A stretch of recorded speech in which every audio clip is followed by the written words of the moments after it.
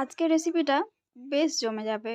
চলে এসেছি একটা নতুন রেসিপি নিয়ে তোমাদের সাথে শেয়ার করতে। এদিকে আমার রেডি হয়ে গেছে রুই পোস্ত। তো ভিডিওটা কেমন লাগলো জানাতে ভুলো না কিন্তু।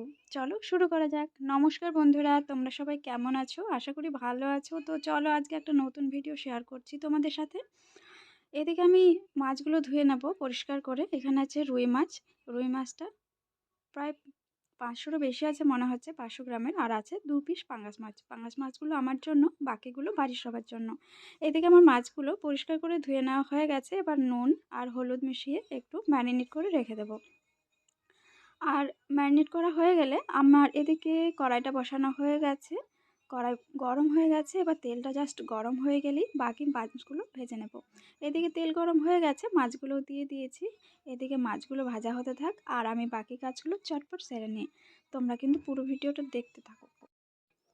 তো এদিকে আমার মাছগুলো প্রায় ভাজা ভাজা হয়ে আসছে। এদিকে আলমন্ডগুলো ভিজিয়ে রেখে দিয়েছি। আর মশলাটা রেডি করে নেবো। কাঁচা লঙ্কা, পেঁয়াজ, আদা, রসুন আর টমেটো এগুলো সব কুচিয়ে রাখা হয়ে গেছে। এবার আদা, রসুন, পেঁয়াজ আর কিছুটা পরিমাণ টমেটো পেস্ট করে নেব আর অল্প ধনেপাতা। তোমরা যদি ধনেপাতা পেস্ট করে খাও তাহলে পেস্ট করে খেতে পারো, বা ওপর থেকে ছড়িয়ে দিতে পারো। আমার পেস্ট করে খেতে কিন্তু খুব ভালো লাগে, তাই আমি পেস্ট করে নিলাম। কয়েক পিস মাছ ভাজা হয়ে গেছে। আসলে আজকে সব মাছগুলো তো রান্না হবে না, তাই কয়েকটা ভাজা হয়ে গেছে। এগুলোই রান্না করবো। এদিকে কাজু আর আলমন্ড, অল্প পরিমাণ পোস্ত আমি পেস্ট করে রেখেছিলাম। এবার এই ভাজা কড়াইয়ের এই কড়াই রান্নাটা করে নেবো, মাছ ভাজা কড়াই। পেঁয়াজগুলো দিয়ে পেঁয়াজগুলো একটু হালকা লাল লাল করে ভেজে নেবো। তারপর টমেটোগুলো দিয়ে দেবো। অল্প পরিমাণ টমেটো রেখে দিয়েছিলাম, পুরোটা পেস্ট করে নিই। আর পেস্ট করে রাখা মশলাটাও দিয়ে দেবো।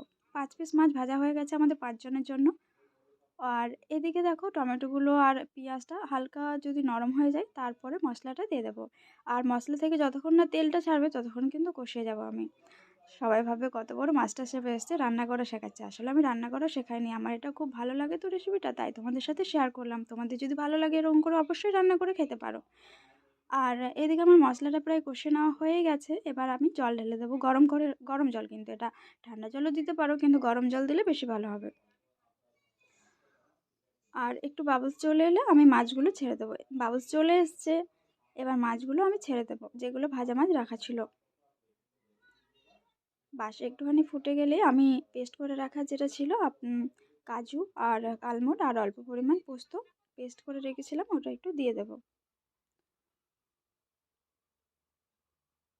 হ্যাঁ, প্রায় মাছটা ফুটে এসছে, হয়ে গেছে।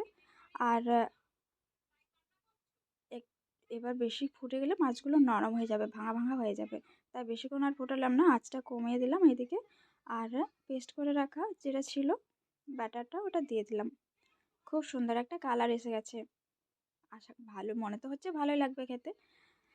তো খেয়েই দেখি, ফার্স্ট টাইম যদি ভালো লাগে তাহলে সেকেন্ড টাইম আবার বানাবো, আবার তোমাদের সাথে রেসিপি শেয়ার করব। এদিকে আমি অল্প পরিমাণ ধনেপাতা কুচিয়ে রেখেছিলাম, সেগুলো ওপর থেকে দিয়ে দিলাম।